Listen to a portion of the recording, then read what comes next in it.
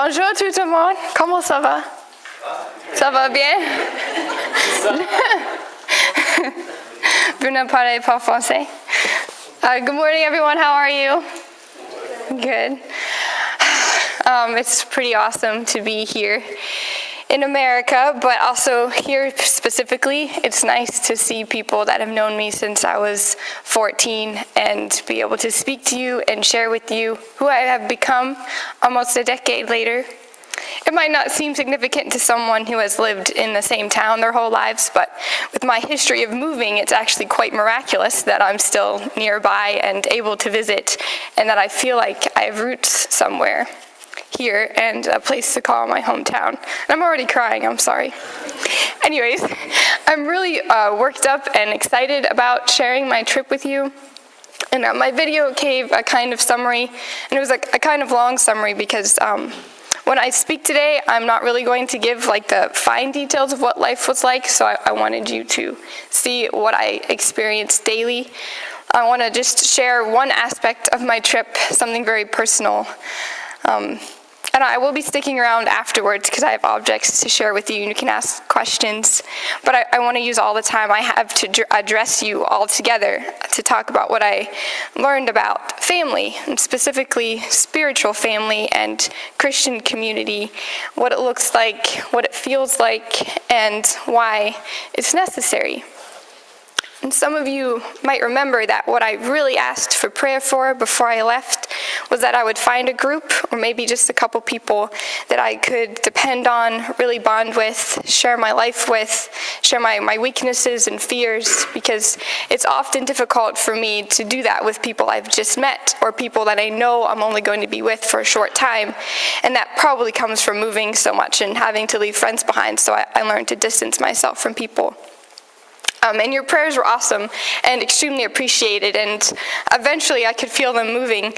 But it turns out that I am way more stubborn and guarded than I thought I was, because when I first got to Ouagadougou, instead of searching for a group and opening myself up, I completely isolated myself for about the first month and a half.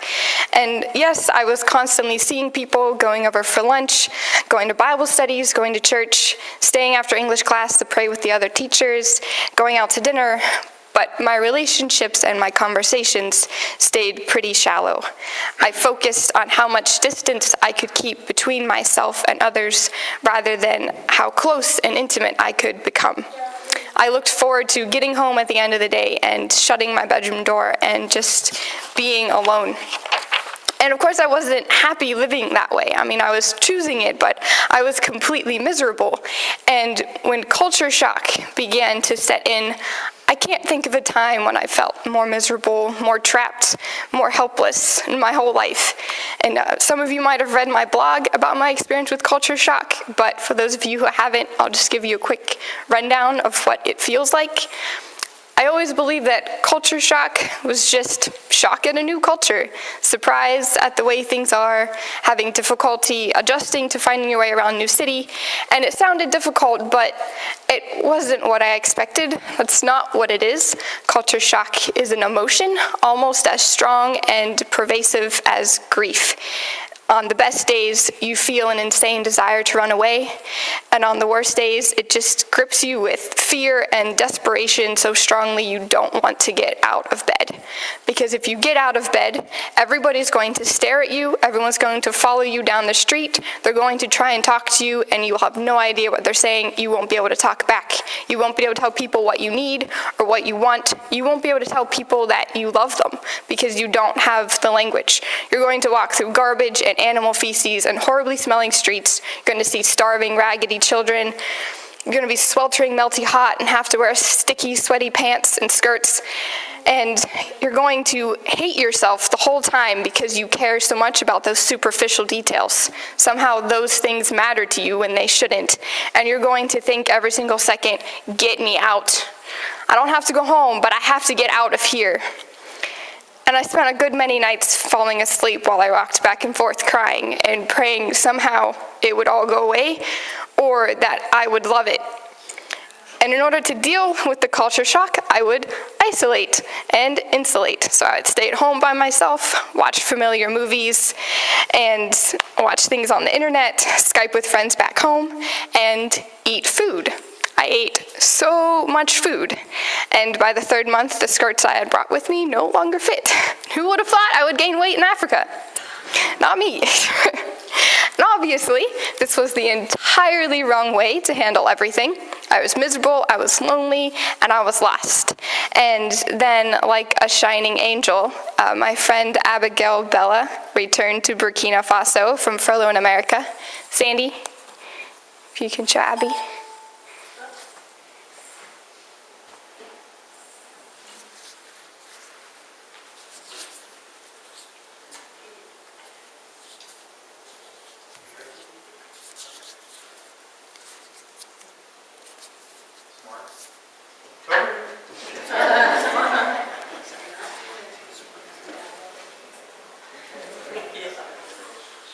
There's Abigail. She's with a mission group called Go To Nations, and she had been there for 2 years before going home on furlough in America, and she returned in October, about a month after I had been there, right when the revolution started, so she came home to a lovely place to be. She's now staying there for an indefinite amount of time. She would love to be there forever. And her main ministry is working with the Street Boys, the shelter Kids of Hope. She prays with them almost every morning at 6:30. She's there in the afternoons to check up on them, to see what they've been doing that day. And she's currently helping the boys build a homemade aquaponics system, which will allow them to raise fish and then use the fish waste to fertilize vegetable gardens.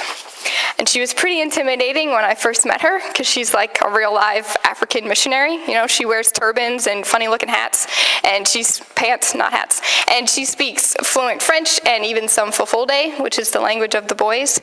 And I thought, I can never be as great as her. I can't share my fears with her. But she started dragging me around, not caring if I seemed hesitant. She kept persisting and never seemed to worry about what was going to happen that day. She was absolutely comfortable in that country. And I slowly began to get over my culture shock and feel comfortable and confident just being out and about. And turns out the best way to cure yourself of a fear is to face your fear. Who would have thought? So Sandy, you can go to the next slide.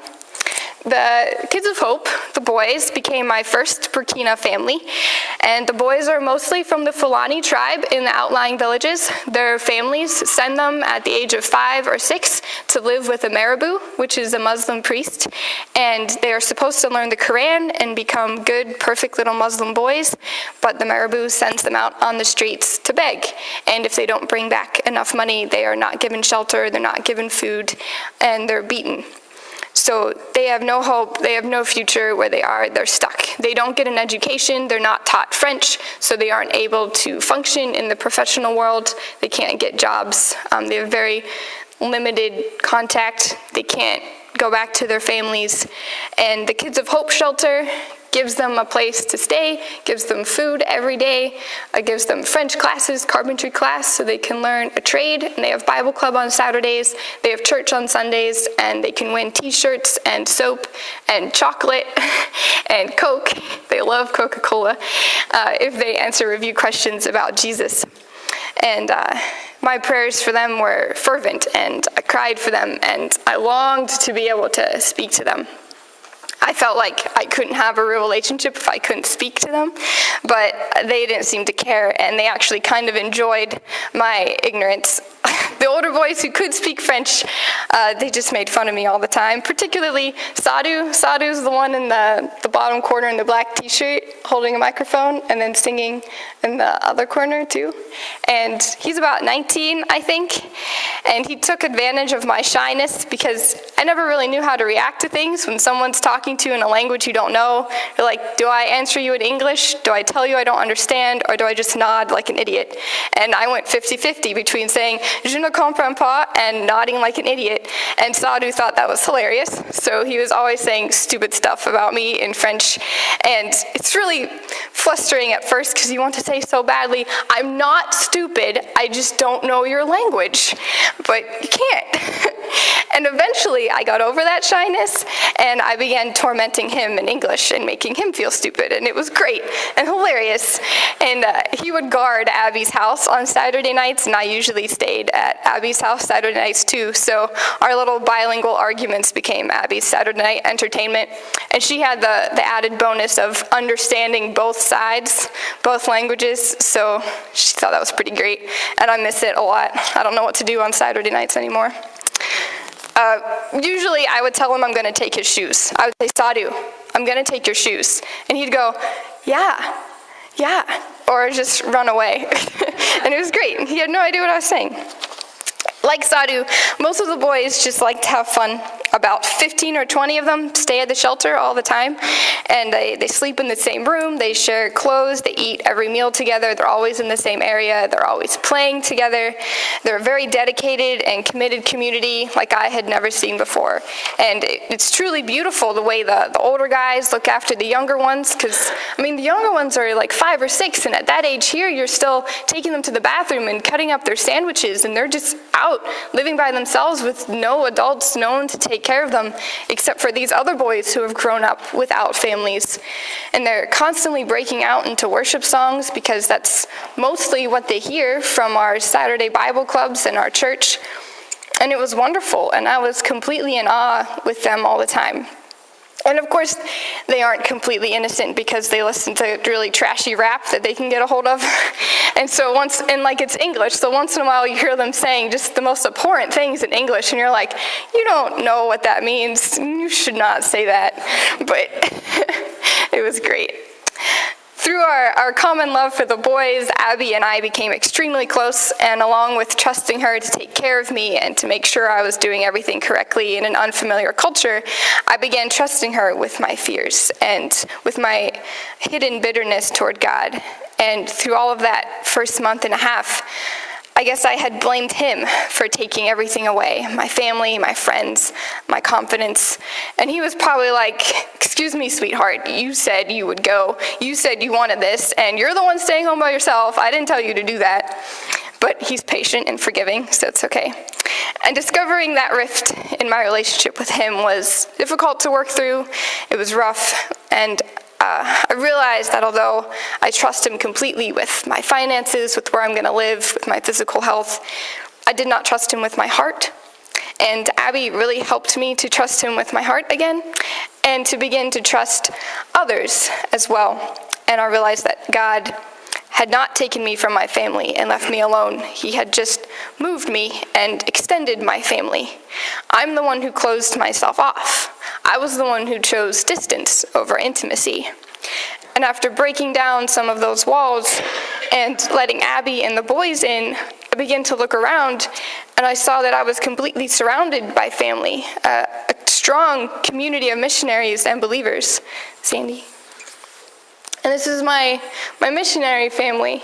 Up in the left-hand corner, we're just eating lunch out in the bush after building the church shelter. And then in the right corner, the waterfalls in Banfora, and about 50 of us, including the kids, went down. It was like an 8-hour trip. We were all in a bunch of vans, and we spent 3 days in Oradora for New Year's. And we went to they're called the domes, and they're these mountains that are just whittled away by the wind so much that they're circular, and they're all steps, so you can climb all of them.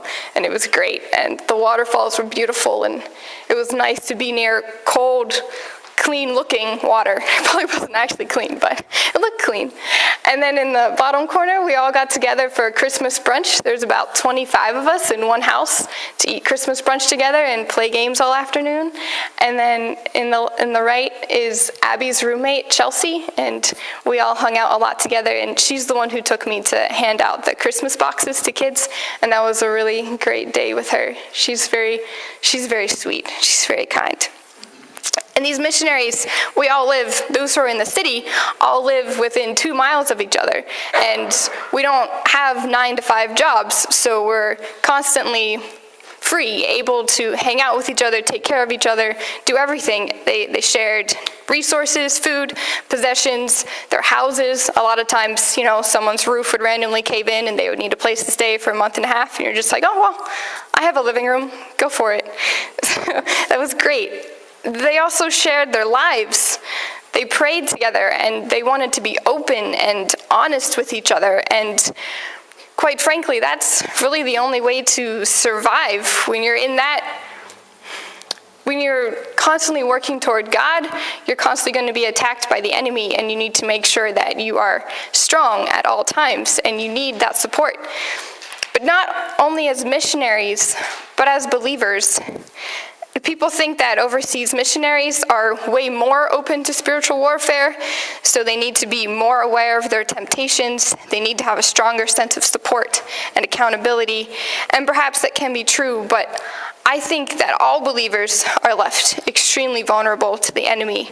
And Sandy, one of the lies that Satan uses to keep you down is that if you aren't directly involved in ministry, then you're safe, and you don't have to worry about attack, and you don't need a strong community. But that's a lie. That's a lie. Just because you're not a minister doesn't mean that you aren't vulnerable. That you don't need to talk about your fears, your doubts, your shortcomings, your mistakes, because it's not going to matter. You're not a minister. You're not going to make a difference. But it's not true. We are all missionaries. Go into the world and preach the gospel to all creation. That's not a command for the small percentage of people who are called to go overseas. That's a command for every single believer who believes that God is the one and only God, that Jesus is the only Savior, and that there are souls in danger. There are people crying out for something to believe, something to keep them alive, and someone has to reach out to them. Someone has to tell them what we know. Tell that scary neighbor who never smiles at you. Tell your judgmental cousin who starts an argument about anything religious, because everyone has one. And tell your boss, despite your fear of ruining his opinion of you. But we can't do that. We can't move and grow in God's kingdom if we are burdened with our own doubts and fears and weaknesses. We are always going to find an excuse not to act if we are not spiritually healthy. And that's why we need each other. And we need it to be the church, our spiritual family, not just our natural families. Because not every believer has a natural family who will support them spiritually. And if they don't have a spiritual family here, where are they going to go? It has to be here. It has to be us. I know that there's a huge emphasis on the natural family, that our issues shouldn't be shared with people outside our natural family. We shouldn't ask for help outside the natural family. But when we became Christians, we left our natural families and we joined God's family. God is our Father and we are his children. Jesus left his family, grabbed his disciples, and started doing his Father's work. And that should be us. And it should be here. We need this place, this church, the bride of Christ, to be where we come to find strength and courage and to find healing. But in order to be healed, we have to be willing to show each other our wounds, to share our brokenness. And if I hadn't opened up to Abby, I would have harbored that bitterness and fear, and I would have stayed miserable for the rest of my stay there. I wouldn't have experienced God's work there, and I certainly wouldn't have accomplished anything in his name. And a wonderful message that I heard at an international church in Waga was that what we hide controls us. What we hide controls us. We have to be willing to say, I don't know what I believe right now. I don't want to talk to others about Jesus. I don't even know what a relationship with God looks like. Or I'm having trouble with my marriage. I'm struggling with my sexuality. I'm fighting an addiction. If we keep that stuff to ourselves, if we don't find at least one other person in the church to pour that out to, it's just going to spread. Trust me, it will spread. Eventually, if everyone is trapped and held down by their burdens and their fear of reaching out, then the entirety of church is going to be to show up and smile and sit and listen politely to the pastor. And afterwards, maybe talk about our physical ailments and our financial difficulties, discuss the newest restaurant, the latest movie, or the current political issue, and then we'll go home and we won't have to do it again for another week. And sometimes I'm afraid that the church is already there. I can see myself already getting there. And the bride of Christ has become a shallow woman, only concerned about her reflection in the mirror instead of the man at the end of the aisle that she's promised her life to, or the family that she's going to create with him.